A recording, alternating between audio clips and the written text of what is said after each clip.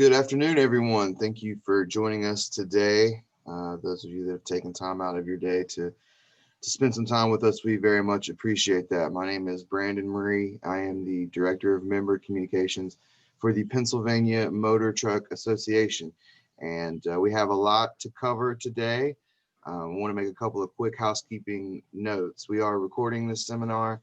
I've received word from a few people that were not able to attend. We will be emailing a link to the video of today's seminar to all of you once that's done processing. Second of all, if you have any questions throughout the course of the webinar today, please enter them into the question and answer box. There should be a button for that at the bottom of your screen, Q&A. We will answer questions at the end of today's proceedings. And it's my pleasure now to introduce Mr. Tim Cotter from Fmcsa. Thank you, Brandon, and good afternoon, everybody. And thank you so much for taking time out of your schedule to attend our first SEED workshop. Brandon, if you can go to the next slide, please. So our SEED workshop is really a unique new program that we have developed in partnership with some of our guest speakers here today. So to kind of start off with, I want to give you a little background on the workshop, what some of our goals and objectives are, and then talk a little bit about the agenda for the next hour. Again, my name is Tim Cotter. I'm the Division Administrator with the Federal Motor Carrier Safety Administration. And our role and responsibility at the Federal Motor Carrier Safety Administration is to reduce fatalities and injuries involving large trucks. And we do that in a multiple way.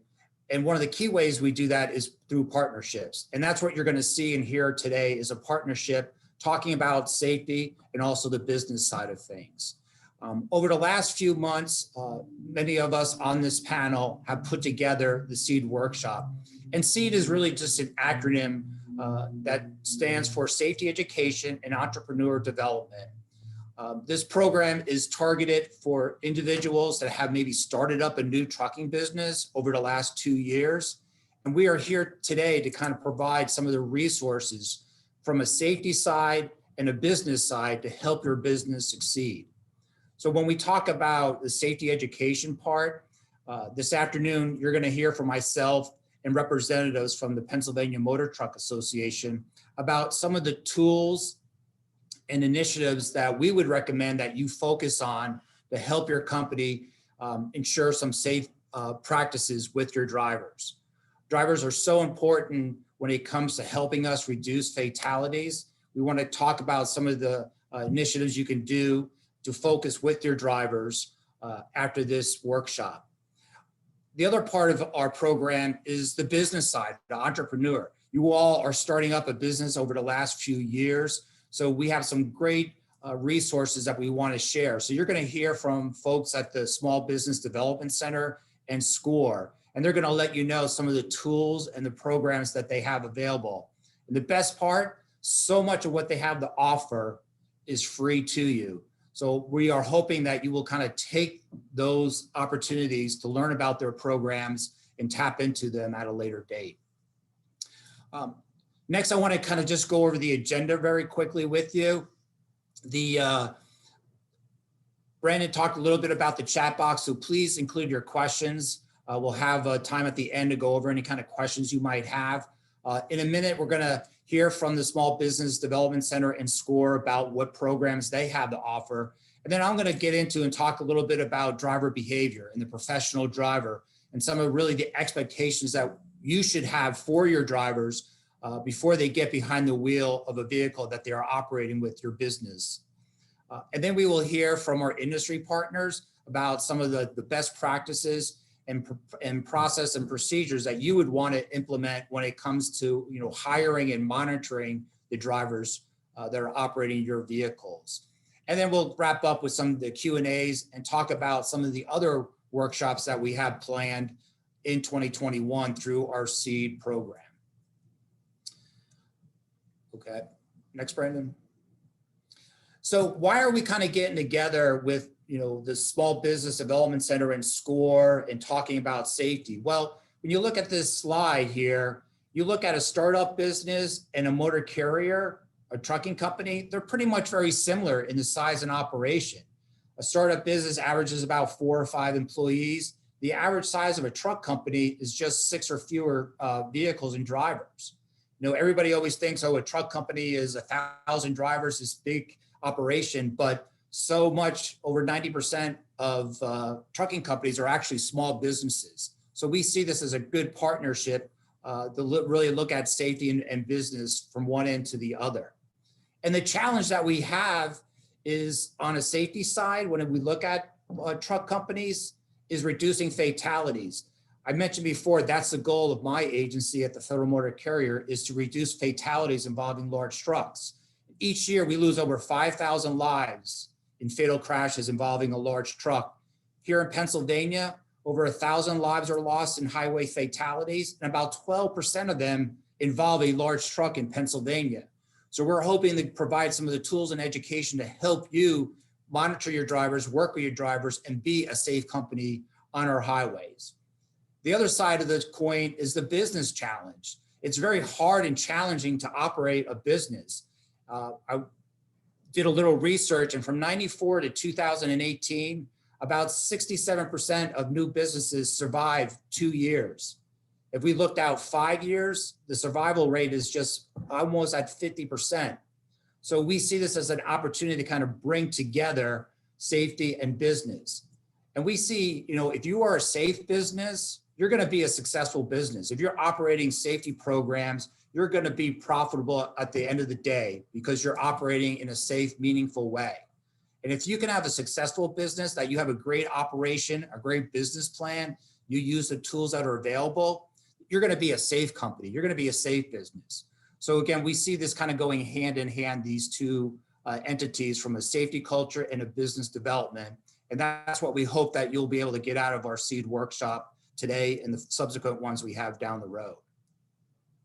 So with that, I am going to hand things over to Robin Bertner and Andy Green. Robin is with the Small Business Development Center. She's going to talk a little bit about the program that they have to offer. And then she's going to hand it off to Andy, and he's going to talk about SCORE and the Service Corps Retirement Executive. So with that, Robin, thank you for your time. It's all yours. All right, thanks, Tim.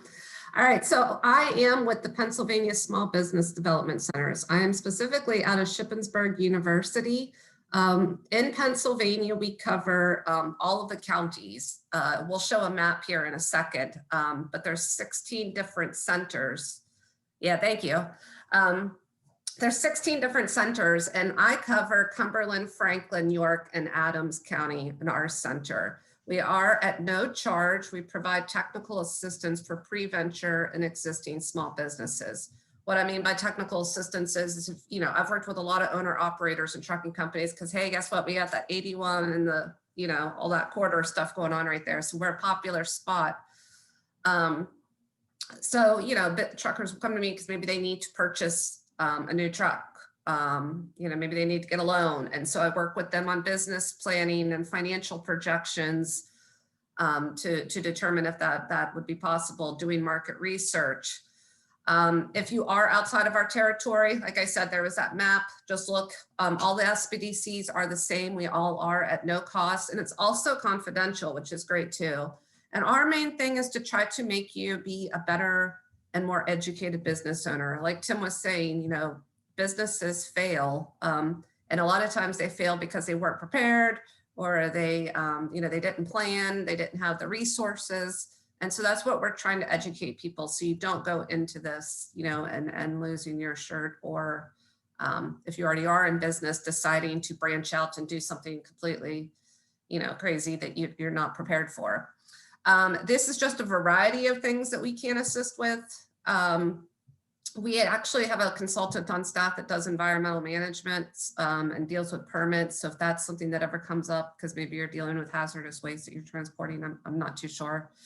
You know, all the little technical stuff, but we do have things like that. But a lot of what we do is business planning, financial projections, marketing, and just plain old management experience. All right. I think that's it for my slides. I wanted to be quick because I know you guys got a lot to get into. So I'm going to pass it over to Andy from SCORE. Great, thanks, Robin. Appreciate that. A lot of the things you heard from Robin, SCORE is also involved with. Just like Robin, we're the ED and SEED, the entrepreneur development education going forward. What we offer that may be a little bit different is it is confidential business mentoring and education. We're all about that. When we talk about that, how we implement it, what SCORE provides are experienced business volunteers who will work with you on a one-on-one basis. Right now, most of that's virtual and probably will be into the future, particularly for those of you who are different locations or travel differently.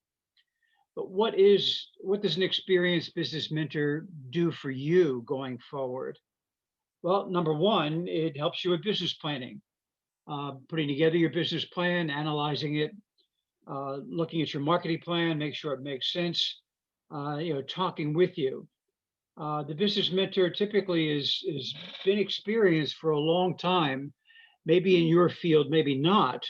But one of the things that that we find is that business problems are business problems, and having someone to talk to about those and sort of kick it around, I think helps you with your thinking when you're trying to work through problems, whether they're financial problems, people problems, customer problems, whatever they may be. We all have them. We've all been through them. There's good methods for handling those. And with your one-on-one counseling, I think you'll find that between you and your volunteer mentor, it's a great place to talk those things through. We do offer online workshops through both National SCORE and locally, pretty much they cover all aspects of business going forward. How do you get to that service? We're national. We have chapters in every state in the United States. And if you put the zip code in where you are or where you want to work with a service, you'll be connected to the mentors. You can also go into score.org and look through the mentors who are available. Maybe you're looking for a particular expertise that you'd like to have, whether it's financial, maybe somebody who's been in the trucking business, the warehousing business, what have you. And they may be able to give you some other insight into it. I know if you connect with a general mentor and you need outside expertise, they'll help you find it.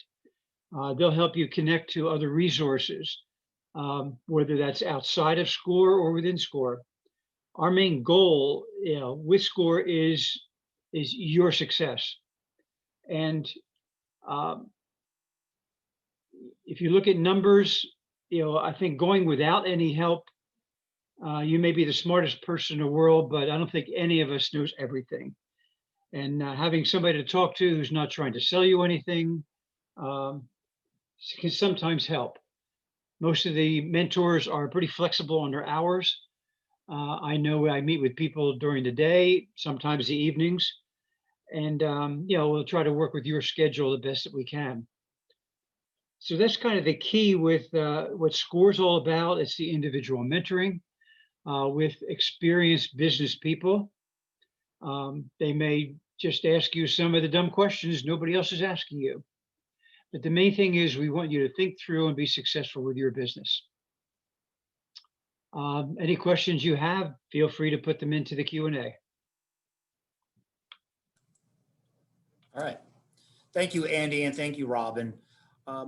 I will say I've had the opportunity to sit in on some of the mentoring sessions that they offer, and I just think they're totally fantastic. And once I had that opportunity, I saw the possibility of us working with them.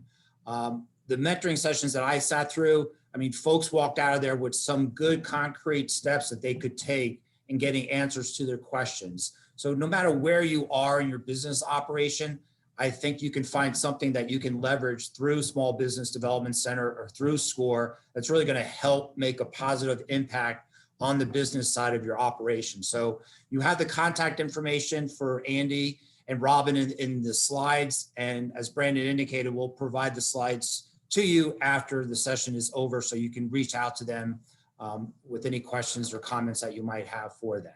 So again, thank you, Andy, and thank you, Robin. Okay, so now I want to talk a little bit about our kind of focus here, and that's driver behavior, and talking a little bit about the professional driver, as I like to call them, and our safety management cycle process. So expectations of a professional driver, I think, are so important to kind of set the tone. Being a professional driver, it doesn't have anything to do with the actual size of the vehicle you operate. It could be a straight truck, it could be a bus, it could be a motor coach, it could be a cargo tank, it could be a tractor trailer. Anything that they drive, it's really the mentality, not so much the size or the operation of the vehicle, that deems what a professional driver is. And really, it's how they handle themselves on the highway, on the roadway, operating each day up and down the interstate and local roads. So for example, a professional driver, when somebody cuts you off, how do you handle that situation? What's your expectation of those that drive for you? And it's really, somebody cuts you off as a professional driver, you don't kind of follow them and tailgate, but you give yourself some distance. You handle the situation in a professional manner, because that is your job, that's your expectation. And it's really just that frame of mind. And I think that's something you would want to instill in your drivers, is that they're more than just a truck driver, they're a professional driver, that's your occupation. And the bar is set higher for them on how they're going to handle themselves out on the roadway. And why do we need professional drivers? Like, what's the big deal? Well, I talked about over 5,000 lives are lost each year involving a large truck crash. And if you look at this map, half of all those fatal crashes, they take place in these 10 states. And Pennsylvania, unfortunately, is one of them. And that's why we are forming this SEED workshop to help us reduce the number of fatal crashes that take place in Pennsylvania. And in fact, if we look at these top 10 states with 50%, if we can reduce crashes, we can have an excellent impact on bringing down that number of lives lost each year below 5,000. So what are some of the things that you can do to take back and educate your professional drivers about? Well, there's 5 areas I want to focus on. And the first one, it's a real simple one, but man, it is so important. Seatbelts. You might hear PSA, radio announcements, commercials about the importance of wearing a seatbelt, and I can't emphasize that enough. And if you are a professional driver, you understand the relevance and the need to always click it when you first get in that vehicle. What we see when we look at the data and crashes, that there's a high percentage of drivers that are killed because they are being ejected from the vehicle. And if they're wearing their seatbelt, that would not happen. They increase their chances greatly of surviving a crash if they are wearing their seatbelt. The other kind of surprising thing when we look at the data, 55% of large truck occupants, when they're killed, it's a single vehicle crash. There's not 5 vehicles involved or another car cut them off. It's a single vehicle that's involved in that crash. So as a professional driver, if you want to be able to kind of handle an emergency situation, true professional drivers recognize that wearing their seatbelt keeps you established, set in your seat. And it's one less thing you have to worry about when you are wearing your seatbelt, if you have to make some kind of quick emergency decision. So please emphasize to your drivers the importance of simply wearing their seatbelt. The second one is behavior is speeding. We see that about 1/3 of all motor vehicle fatalities, about 1/3 involve some kind of speeding as a component, whether it's a car, large trucks, or whoever's out there. And we know there's a lot of reasons for speeding, right? There's the traffic, it's running late. I call it the namelessness violation, because somebody goes by you at 90 miles in a 70-mile-per-hour zone. You can't see them or know who they are, but it's really just a total disregard for everybody else that's on the highway. It's a disrespect for the law, but it's really a disrespect for all the lives and everyone who's operating that same roadway with those drivers. So you want to make sure, your company emphasizes to the drivers that speeding is not tolerated, that we need to make sure that drivers are operating safely, and speeding is not one of the things we are going to condone on our highways when operating those large trucks. The third item is texting and cell phone use.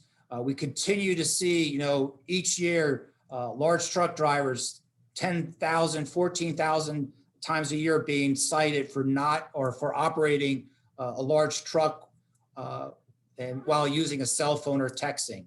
And our data, again, it shows that you're going to be involved in some kind of a crash or near crash 6 times greater if you're dialing on that cell phone.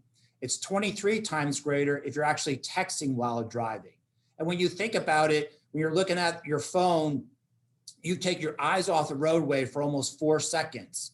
And in that 4 seconds, you could drive the length of a football field. So we don't really recognize like how fast that time goes, but simply looking at your phone for a couple of seconds, you're really going a long distance that could create a crash out there by taking our eyes off the road. So, behavior when it comes to cell phone texting should not be tolerated at your company, and drivers need to be educated about the impact of using those devices. Our fourth item is to take a strong look at is work zone safety. I talked about fatalities involving large trucks. They're about 12% of all fatalities that we have on our highways involve a large truck. But when we look at fatalities in a work zone, large trucks are involved in about 31% of fatal crashes. So we see this huge jump in the number of fatalities involving large trucks in a work zone. So before we know it, in a few months, we're going to see an increase in a number of work zones taking place across Pennsylvania and across the country. So drivers really need to be cognizant and aware of the impact that work zones have on our fatalities. And as I mentioned before, Pennsylvania is a top 10 state for all fatalities with commercial motor vehicles and large trucks. Well, we're also a top 10 state for fatalities involving large truck and buses in work zones. So that's another element that we're going to kind of focus on this year, is educating drivers and the public about work zone safety. And that's a message you want to take to your drivers moving forward on the importance of operating safely as they enter and as they get into a work zone in the future. And the fifth item is kind of classified in general is what moving violations. I talked a little about the importance of speed and drivers complying with speed limits, but moving violations is a very big item as well. At our agency at Fmcsa, we encourage those that we work with from law enforcement to conduct traffic enforcement for speeding, moving violations, following too closely, erratic lane change, tailgating. And why do we look for that enforcement? Because the data tells us that driver behavior leads and causes crashes. So we're trying to deter those kind of behaviors, those moving violations from taking place. And we also know that 90% of all fatal crashes is by driver behavior. So the drivers are really key when we look at our crashes and helping to kind of bring them down. And on the left, you have this chart, driver behavior, and it talks about the crash probability increases. And if you look at a driver who gets a speeding conviction, 15 miles over the speed limit, the crash probability, the likelihood of a crash probability increase is 67% if a driver has had a speed conviction in the past. And if you kind of go up the chart, you can see where a driver, for example, if they were involved in a past crash, the crash probability increases 88% that we would probably see them involved in another crash. So all this kind of driving behavior that we see on this chart, they are indicators that a driver is more likely to be involved in a future crash. And that's what we're trying to prevent. So we can eliminate these moving violations. We're going to really see a turn in the number of crashes and the number of fatal crashes taking place on our highway.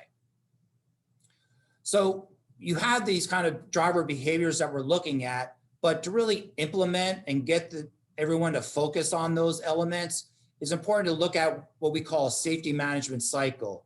And there's 6 pieces kind of to this. And you'll hear more from Matt, Ron, and John from our industry perspective. But real quickly, I just want to kind of emphasize kind of these 6 parts and how you kind of keep them in mind as you hear them talk. The first part of a safety management cycle is establishing policies and procedures, right? We all kind of got to lay the law and let employees know what that expectation is, from wearing their seatbelts, adhering to safe driving policies and procedures that you might have. So you got to establish, make sure you have that and communicate that to your employees. Roles and responsibilities, who's going to manage and supervise the drivers and make sure that these policies are being implemented. You want to make sure that you identify those individuals. Qualifying and hiring drivers. You'll hear more about that in a moment, but it's so important that you hire the right people. Being a professional driver is not for everybody. So you want to make sure that you are listening in a moment about some of the tools that you can take advantage of when it comes to hiring drivers and communicating with your drivers. One of the great things that I always hear businesses doing that are safe businesses is having quarterly meetings with their drivers, making sure that safety is that kind of focal point, educating them on some of the new information that is available, education material. For example, we talked about work zones. In a few months, have a meeting with your drivers to kind of talk about the impact and the fatals that happen in work zones to really educate them and make them aware. And then you want to make sure you just monitor and track your drivers. They have roadside inspections, there's moving violations, running their MVR. Those are the little things you want to do to kind of make sure that you're keeping tabs on your drivers. And the last thing is taking that meaningful action. And when I say meaningful action, I don't mean taking penalties or firing somebody, but reward your drivers when they do something right, when they go a quarter without crashes, or they get a roadside inspection without any violations. How about having a bonus program recognizing when a driver does have a clean inspection? I know some companies will set up a pool for their drivers at the end of each quarter, at the end of each year. If they do not have any crashes or any kind of reportable crashes, then they kind of have a pool of money that goes out to the drivers. Kind of creates that incentive for them to in a positive way, and it helps you take meaningful action and let your drivers know that this is your focus, that this is what you expect from them. And they really kind of have that as part of their focus when they're out on the highway representing your company with your name on the vehicle. So with that, I want to kind of turn it over to Matt, Ron, and then John, and they're going to talk about some of the business practices and hiring practices that they have seen that have worked. They come to the table here with a lot of great experience. So I think you're going to kind of hear some very helpful tools and information that you can utilize moving forward. So with that, I'll turn it over to Matt. Thank you very much, Tim. We've already heard Tim say numerous times about safe and qualified professional drivers, and that really should be all of our goal in this industry, to bring safe and qualified professional drivers on board to our companies. You'll see there in the notes, you can read all of the notes later, but what I want to focus on is when you're actually speaking with a driver you want to try to bring on to your company, you really want to talk to the person and find out about them. You want them to come on and become a part of your team, so you want to find out about them. You want to let them know right off the bat, you're not just trying to find out if they qualify, but you want to find out about them. So when you're talking with them, good things to say. Maybe you want to start out by saying, what have you been doing and where you've been doing it. Let them tell you what they've been doing and where they've been doing it at. And when you're hearing that, you can determine if they may be a good fit for your operation. You want to ask them how long they've been doing it. Same deal. Do they meet your requirements per your insurance? Another great question to ask is, why are you thinking about moving on? You may hear a driver tell you that he had something special planned with family, and dispatch promised him they'd get him home, but they didn't get him home. Maybe they didn't even communicate well, and they just sent him on his next dispatch. That's a good time for you to give an example of how maybe a similar thing happened and you did get your driver home, or even if you didn't get your driver home, you communicated and you made a commitment for a later time to help that person get home. Another good thing to ask, how's your driving record? Have you had any crashes on there? You can listen, your requirements. So if it sounds like it might be close, might not be the right person for you, but depending on the violations, maybe you still do want to take a look at their record and see. As you proceed with the call, good thing to talk about your operation. This is where you need to know your operation in and out. and you need to be honest, and you need to be transparent. When you tell a potential person that you're trying to get to come on board, the good, the bad, and the ugly about what you do, that almost garners immediate trust and respect with them because they've heard it all. You may even hear a driver say to you, boy, you're talking differently to me than most recruiters, because a lot of times we know that recruiters are told, get the driver in the door no matter what. So we don't want to be doing that. We need to be honest with them. Tell them what you do. Tell them, are you home daily? Are you home weekends? Are you home several times a week? Do you do drop and hook? Do you do shuttle? Or you long haul? Tell these folks about the type of tractors that you operate and the year of the tractors. Be honest with them. Tell them what they can expect to start in. That's very important. Again, they've heard it all. So being honest is really key. Talking about your pay and benefits, same thing. I keep saying be honest, and I know you will, but be honest to a fault. If your driver's going to take a little bit of time to get ramped up to full pay, tell them that. Give them realistic expectations of what their pay is going to be as they're ramping up. They have obligations. They're going to be losing some time and money coming over to you, so they need to know what their pay situation is going to look like. Again, that's going to mean a lot to them if you're not painting a picture that's not attainable. You want to talk about your insurance, talk about your paid time off, 401k and match, disability, or anything else that you offer that's going to make you different than everybody else they're talking to out there. Maybe you send birthday cards out to a driver's family and children, or you have a company picnic, or you give a turkey at the holidays, or you give a coupon for food to help have them remember you at the holidays, and you recognize them as well. Another good thing to talk about is your safety culture and your CSA score and your safety programs. You may want to mention that your company has no CSA alerts, for example.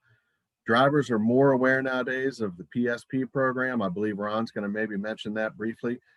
So be ahead of that and tell them about your safety programs and processes. Final thing here, you want to keep the progress moving. If everything's still sounding good, good time to say, maybe, hey, I don't see a reason why we can't move this to the next step and apply. Can I email you my packet, or can I send you the link to our online application? Ask them if you can expect it back the same day, or if there's anything else you can do to help them through that process. Finally, once you get that application back, you would like to say to them, once everything checks out, when can we mark you down to come in for onboarding? It's good to even try to nail that time and date down on that call. If things don't work out later, that's okay. You can cancel, but if you keep the momentum going during that call, and hopefully they've gotten the idea that you're different because of what you're saying to them, that keeps them engaged and may help them get on board with you. To kind of finish out, I'll say after that call, follow up often, try to get them committed. If everything's going to work out good for you, get them set up and get them in for onboarding. With that, I'll turn it over to Ron.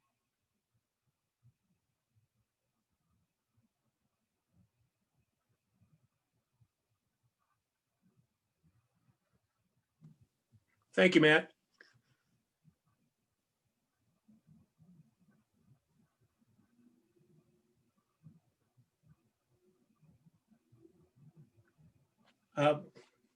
To go on, we appreciate the opportunity to share some suggestions for your consideration today. I'm going to cover 6 processes for building a safety culture and reasons for maintaining safety behavior. That includes monitoring of motor carriers and drivers, regulatory compliance, company policy, safety management programs, a little bit about risk management, and employee recognition. Yeah, each of these areas is an entire session in itself, so I'm only going to touch on the highlights. Today, everybody's visible. Motor carriers are monitored by the Federal Motor Carrier Safety Administration, and drivers are monitored. One of the monitoring systems, the Motor Carrier Safety Profile, provides information on a carrier size, number of units, cargo hauled, inspection history, out of service violations, and of course, the motor carrier safety rating. There's 3 safety ratings currently: satisfactory, conditional, and unsatisfactory. Obviously, this is something your customers look at. The public can have access to it. And of course, the insurance industry will audit you and have access to it. And then there's CSA, compliance, safety, and accountability. Right now, CSA is not open to public, but your customers are going to ask you what your ratings are. And as Matt said, do you have any of the 7 basic areas in the alert status? And again, their status, if you don't know, on these are measured during roadside inspections. And the 7 basic areas include unsafe driving, fatigue driving, driver fitness, controlled substance and alcohol testing, vehicle maintenance, cargo securement, and crash history. And hazardous materials also included if you haul hazardous materials. This information is updated on a 30-day basis. And as I said, it's not available for public display, but Federal Highway and other interested parties can find the information if they want to. Your drivers are monitored. Matt mentioned the PSP program, the Pre-Employment Driver Screening Program. It's for CDL drivers. It's a 3-year inspection history, their roadside inspections, and 5-year crash history. This information follows a driver wherever they go. So if they leave your company and go to another, that information is still there. And if you employ a driver, it's important that you check this history. Again, you hire your own problems, so it's important that you investigate the driver's background. There's also the commercial driver license inspection system. Connects all states with information about CDL drivers, traffic convictions, and disqualifications. And then there's the new, last January, the Drug and Alcohol Clearinghouse. The Drug and Alcohol Clearinghouse requires regulated employers, medical review officers, substance abuse professionals, third-party administrators to report information to the clearinghouse on related drug and alcohol violations by current and prospective CDL drivers. Each employer must query the clearinghouse on an annual basis and for each CDL driver they employ. Next, we have regulatory compliance, and there's 2 components to that: qualifying your drivers and making sure your drivers have the knowledge and the skill and experience to drive commercial motor vehicles. Tim and I didn't consult on this, but I'm going to read you some of the most important areas that Tim mentioned. For qualifying your drivers, you're going to make sure they have a complete driver qualification files. It's important to do your due diligence and make sure your drivers have the necessary skill and experience to operate a commercial motor vehicle on a highway. Do your thorough background and reference check. Make sure run your motor vehicle records. Give a road test and a written test. Make sure you have your medical card and that the medical cards from the physician listed on the National Registry. And again, there's a lot more information than I'm going to provide to you now. Driving the motor vehicle, make sure your drivers have the skill necessary and they understand their obligation to operate that commercial motor vehicle. Do they understand their equipment inspection and use? Do they prepare for duty? Do they aware of fatigue management?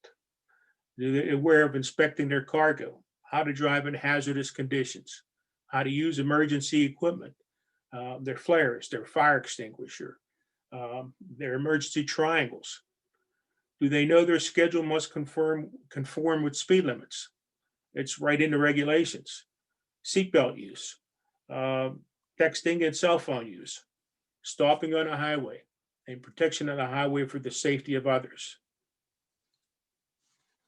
Again, drivers have a lot of responsibility in addition to their regular job duties and their services they provide to your customers for your organization. Safety and driver behavior is a big part of that. Do they know their obligation to report citations and serious traffic convictions?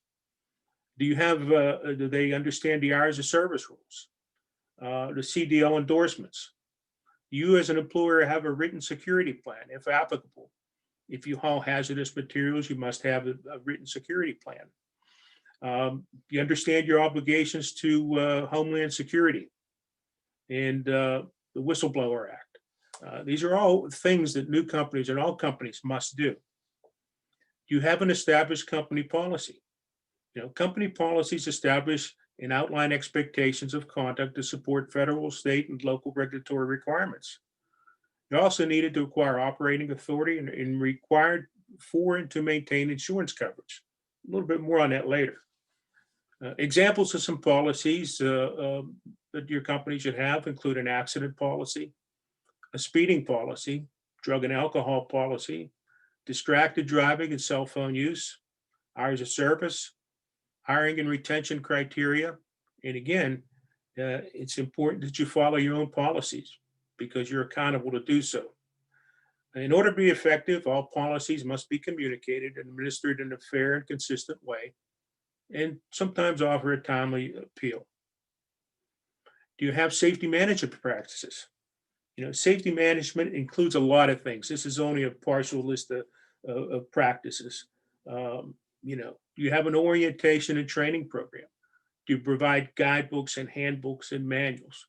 You have safety meetings. You have to let your drivers know what's important, that safety is important to you. You have driver trainers. Do you provide for workplace safety? And do you provide defensive driving programs, not just once, but on a continual basis? Because all these initiatives are important to support safety behavior. You monitor industry trends on current and pending regulations. And again, being involved with your state truck association is an important way to do this, not only to maintain knowledge of what's going on to be compliant, but also to network with other people in the same industry as you. You all have the same questions. And just the networking that these state associations provide is very important. It's going to help your organization. And you have one of the best associations in the country in the Pennsylvania Motor Truck Association. So please take advantage of it. Do you have a risk management program? Do you investigate accidents? Do you define preventability? Do you provide remedial training? And do you have an accident response plan? All this stuff is important. And again, as a motor carrier, you're responsible for the actions of your drivers, and they must understand what's important because, if they're in an accident or if they obtain a violation, you're responsible for their action. A big area of responsibility is obtaining insurance.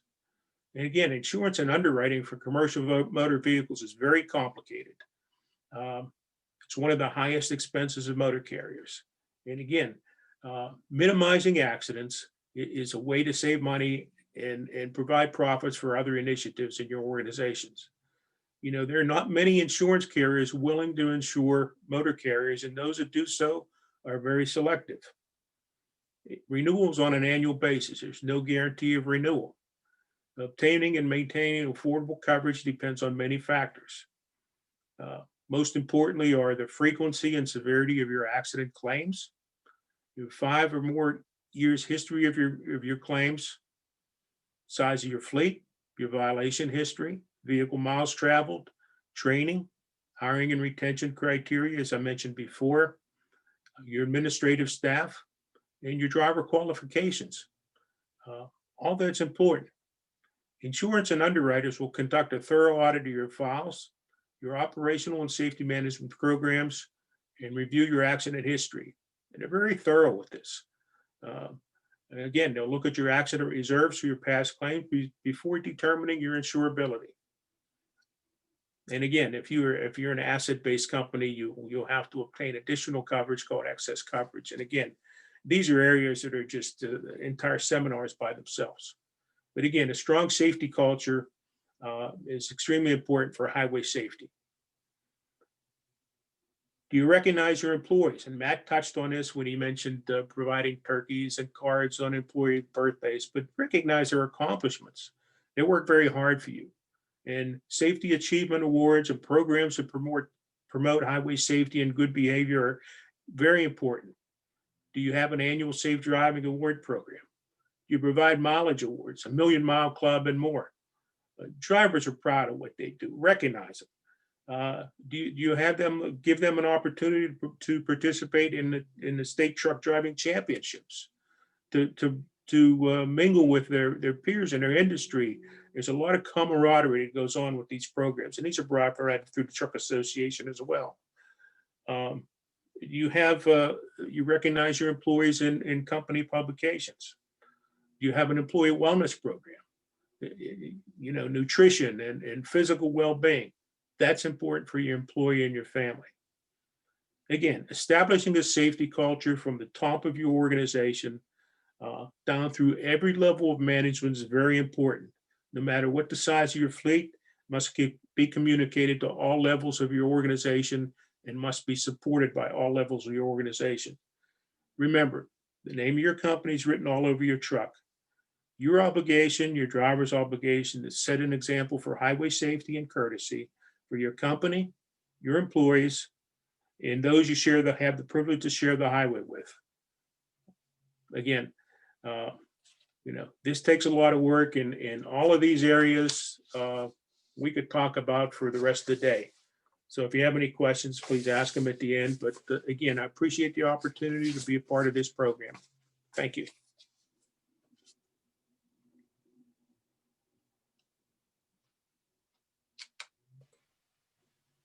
Okay, I guess that brings it to me, Brandon.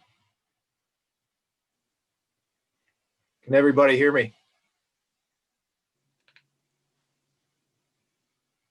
Yes, John. Hello? Good. Everybody hear me? Yes, John. You're good. Okay. So just a few brief comments by me. I know we're on a tough one time. The one thing you have to remember is that the Federal Motor Carrier Safety Regulations are a minimum of compliance. It's very important that if you want to protect your company and your business, you have to remember that if there's a major incident or even a minor incident, in order to protect your liability, you need to do more than what's expected. So for example, there's a requirement that a driver notify you of a moving violation within 30 days. Well, in Pennsylvania, they just knocked that down to 15 days. And then honestly, if you want to closely monitor your drivers the way you should, it should be a 24-hour or immediate notice. Because if the driver receives a citation for going down 322 out of state college at 20 over that 15-mile-an-hour limit, never tells you, and then the next day he gets another citation for 25 over, and it results in a fatal crash. How's that going to make you look? Just an example. When you develop your policies, you have to make sure that you hold an orientation and instruct your driver, not only on the federal regulations, but on your company policies, and make sure that you are consistent with the application of those. Because if you make one exception, your policy is very ineffective. The federal regulations require not only you as a motor carrier to know the regulations, but also the drivers. The one thing that I've noticed is, since I've been here at the association, it's not the companies that are in transportation. Most of those companies are aware of the regulations, especially the ones that run tractor trailers. The companies that I see that have problem with the regulations are, say, the guy that goes out and buys a welding truck and he's going to do mobile welding, or a tool company franchise where he has a vehicle that doesn't require a CDL, but he's still in commerce, required to have a DOT number, and he has to abide by all the regulations except the drug and alcohol clearinghouse. He has to do his random drug and alcohol testing. He has to have a DOT number. He has to do all of those things that are in the federal regulations. He has to have a medical card, even though he does not have a commercial driver's license. they're the companies, the smaller companies, that the one guy truck companies that I see that have the most issues with it, because they don't know what they don't know. And they're the people that I've been helping a lot lately, and that we can help here at the association. We have educational programs. We have any number of benefits to a membership, but we can provide that to people. And I appreciate your time and attendance here. And I'll turn it over to Brandon. Thank you, John. I did want to just tack on real briefly that we are hosting a complete DOT compliance webinar. John will be hosting that on February 23rd. For non-members, the price is $260. But for those of you that are attending today, we're going to take $50 off of that price. And for members that are attending, the price is $175. If you want to register for that, give me a call at Fmcsa. Our phone number is right there. And I'm going to give it back to Tim to close us out. Thank you, Brandon. And thank you to our speakers. I want to kind of just share, a lot of information, right, is being presented here today. And we realize for many of you, operating trucks is kind of secondary to your operation. You might be, say, like a furniture store, or you might be a bakery, and those are your operations. But sometimes trucks are a necessary element to help your business succeed. So we provide a lot of resources here today, and we encourage you to take advantage of them. Another tool that is available to you is our Motor Carrier Safety Planner. This is on our Fmcsa website. If you just Google Motor Carrier Safety Planner, this web link will pop up. And the beauty of this safety planner, it's an online guide that gives you templates, explanations of the safety regulations that we're talking about. So maybe you heard one of the speakers talk about drug and alcohol testing, or the drug and alcohol clearinghouse, and you're wondering about, what is that exactly? Well, to kind of get that, general explanation outside the regulatory definitions of everything, we have this Motor Carrier Safety Planner that can kind of help you. There's all these different chapters that we have. If you go to the driver requirements, chapter 6, you can see the different subsets there, hiring qualified drivers, CDL requirements, hours of service, and then the drug and alcohol.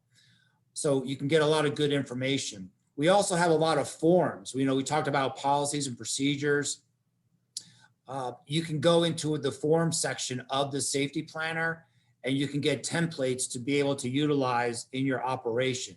So this Motor Carrier Safety Planner is just really an excellent online tool. And as our regulations change and get updated, so will the Motor Carrier Safety Planner. So it'll be kind of like that living document behind the scene that will always have the most up-to-date information for your business. So, before we kind of open the floor to any kind of questions, and we'll look at the chat room, we talked about you all having to wear many hats. You have that business hat and the safety hat. And that's why we are here today, to offer the resources that are out there. Sometimes I think we don't realize what information is out there, what tools are available. And hopefully by now you kind of see some of the tools and resources that you can take advantage of. From the business side, to help your business succeed, I can't emphasize enough to reach out to SCORE and the Small Business Development Centers.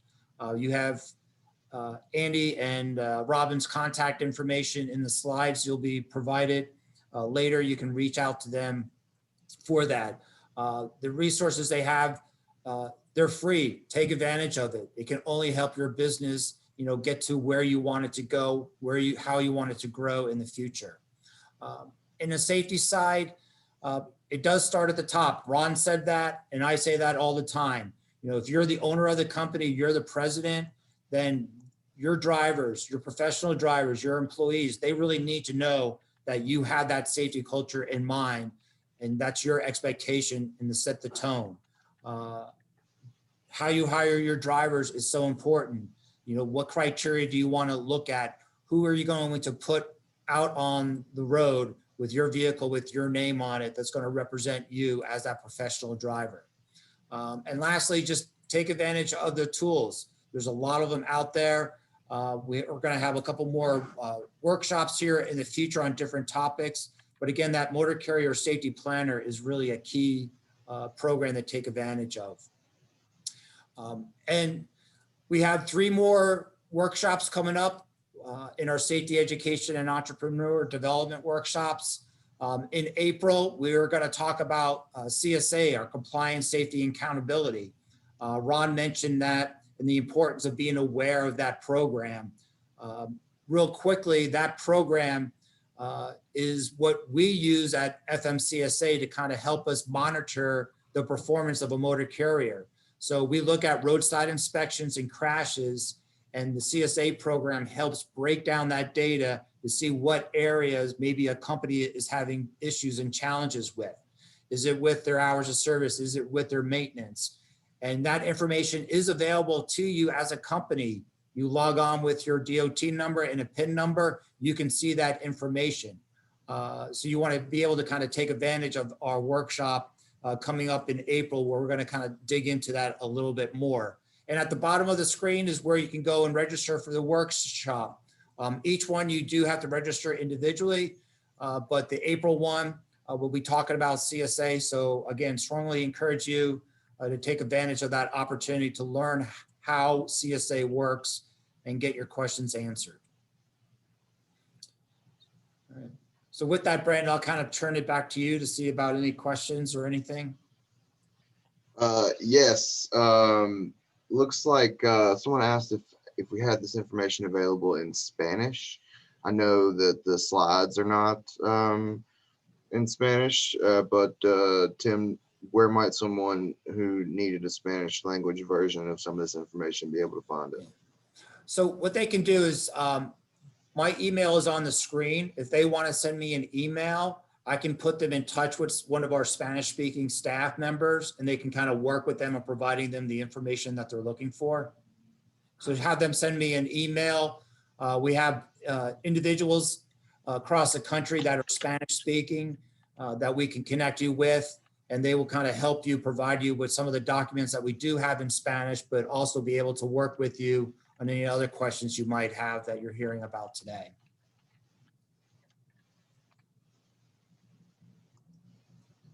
Excellent. Someone just asked me about John's DOT compliance webinar. If you would like to register for that, you can give me a call at our office, or you can email me. My email address is bmoree@pmta.org. I'm going to type that into the chat. And you've probably been, any of the emails you've received about this webinar, confirming your registration or reminding you of the link, if you respond to those emails, I'll get those as well. There's a question here. How do I know I participated in the training? I'm not sure exactly how to answer that or what that pertains to, but if you have any questions about further trainings or getting in touch with SCORE or the Small Business Development Council, all that information is available in the slides, and we will be emailing a copy of this presentation, as well as a link to the recording of this webinar to everyone that participated and everyone that registered and could not participate. Are there any other questions? I know we were all concerned about time, but it looks like we finished just under an hour, and I think that's to be commendable. Okay. Oh, Stephen, I understand. Yep, perfect. Okay, sorry. Stephen had followed up. He's good to go there. All right. Thank you very much to our panelists that participated today. We appreciate your time and your dedication to safety. And I want to thank all of you that participated as attendees. We hope that you will join us again in April. With that being said, thank you very much. I hope you enjoy the rest of your day. Thank you, everybody. Okay, thank you. Let me see now. I'll shut this off. Leave.